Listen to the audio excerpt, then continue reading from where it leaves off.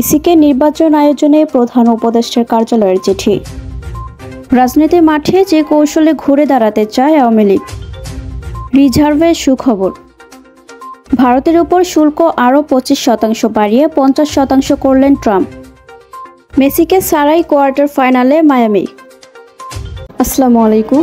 Bud news 24-এ আপনাদের সবাইকে স্বাগত জানাচ্ছি। আমি নাইমা আক্তার কেয়া। এতক্ষণ দেখছিলেন সংবাদ শিরোনাম, এখন দেখবেন বিস্তারিত।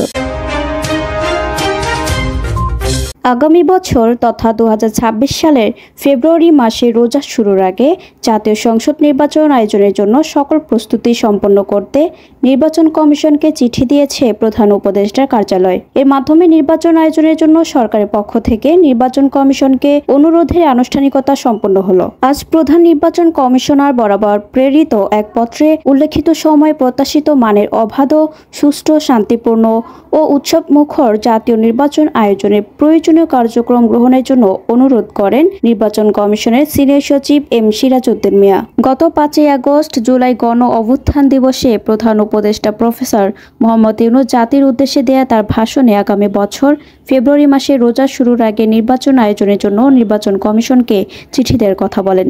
তারই ধারাবাহিকতায় আজ এই চিঠি পাঠালো প্রধান উপদেষ্টার কার্যালয়।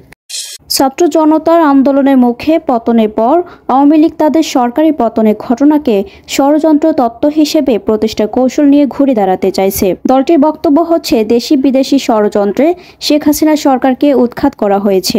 একই সঙ্গে আওয়ামী লীগ আরও ভরসা করছে অন্তর্বর্তী সরকারের ব্যর্থতার উপর। আইন শৃঙ্খলা পরিস্থিতি নিয়ন্ত্রণ সহ বিভিন্ন ক্ষেত্রে এই সরকারের ব্যর্থতা দলটির রাজনীতিতে ফেরার পথ সহজ করেছে বলে এর নেতাদের অনেকে বলছেন। তবে জুলাই আগস্টের আন্দোলনের দমননীতি চালানো ও হত্যাকাণ্ডের ঘটনা নিয়ে আওয়ামী লীগের অনুশোচনা প্রকাশের কোনো ইঙ্গিত এখনো নেই। এ নিয়ে রাজনীতিতে সমালোচনা রয়েছে। বিভিন্ন দেশে পালিয়ে থেকে দলকে দেশের ভেতরে সক্রিয় করা সম্ভব কিনা আওয়ামী লীগের ভেতরে এই প্রশ্ন ছিল। এমন পরিস্থিতিতে শেখ হাসিনার নেতৃত্বেই ঢাকায় দলকে সংগঠিত করার জন্য লোক খুঁজেছিল দলটি, কিন্তু কেউ সাহস দেখাননি। তবে বিভিন্ন দেশে আশ্রয় নেওয়া আওয়ামী লীগের কয়েকজন নেতা জানিয়েছেন, 1 বছর ধরে ভারতে অবস্থান করেই শেখ হাসিনা জেলা, উপজেলা এবং এমনকি ইউনিয়ন পর্যায় পর্যন্ত নেতা কর্মীদের সঙ্গে টেলিফোনে যোগাযোগ রেখেছেন। ভার্চুয়ালি অনেক বৈঠকও করেছেন। এখন সেই যোগাযোগ আরও বেড়েছে। বর্তমানে দলটির অন্যতম একজন মুখপাত্র হিসেবে কাজ করছেন আলী আরাফাত। তিনি যুক্তরাষ্ট্রে আশ্রয় নিয়েছেন। তিনি বলেছেন, আমাদের শীর্ষ থেকে তৃণমূল পর্যন্ত যোগাযোগ বেড়েছে। তিনি দাবি করেছেন, তাদের দল এখন অনেক বেশি সংগঠিত হয়েছে। রপ্তানি আয় ও প্রবাসী আয় বা রেমিটেন্স ধারাবাহিকভাবে বাড়তে থাকায় দেশে বৈদেশিক মুদ্রার রিজার্ভ ইতিবাচক ধারায় ফিরেছে। বাংলাদেশ ব্যাংকের সবশেষ তথ্য অনুযায়ী মোট রিজার্ভ $30.07 বিলিয়ন। IMF এর হিসাব পদ্ধতি BPM 6 অনুযায়ী রিজার্ভ $25.05 বিলিয়ন।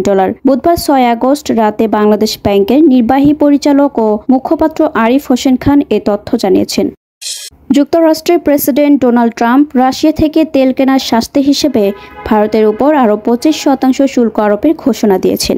এর ফলে ভারত থেকে আমদানি করা পণ্যের উপর মোট শুল্কের পরিমাণ 50% দাঁড়ালো। বার্তা সংস্থা রয়টার্স জানিয়েছে, এক নির্বাহী আদেশে এই ঘোষণা দিয়েছেন প্রেসিডেন্ট ট্রাম্প। ট্রাম্প তার ট্রুথ সোশ্যালে পোস্টে লিখেছেন, ভারত শুধু রাশিয়া থেকে বিপুল পরিমাণ তেলই কিনছে না, তারা সেই তেলের বড় অংশ খোলা বাজারে বিক্রি করে বড় লাভ করেছে। ইউক্রেনে রুশ যন্ত্রের কারণে কত মানুষ মারা যাচ্ছে তা নিয়ে তাদের কোনো মাথা ব্যথা নেই। এরপর তিনি হুমকি দেন, এ কারণে আমি ভারতের উপর আরোপিত শুল্ক আরও বাড়াবো। তবে সে সময় নতুন শুল্কের হার কত হবে তা তিনি উল্লেখ করেননি।